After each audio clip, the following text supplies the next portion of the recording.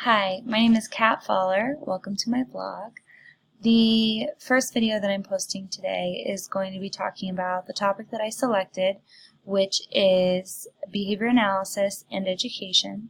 I selected this topic because I'm very passionate about education. I received my licensure and certification as a general education teacher and a special education teacher. I've been teaching as a special education teacher for a few years now, and I have experience teaching internationally and in public schools as well.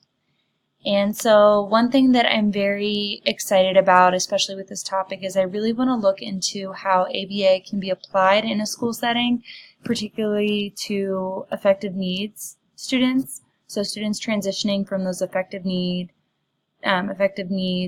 placement to more of a general education setting. I feel like there's a huge need for additional supports.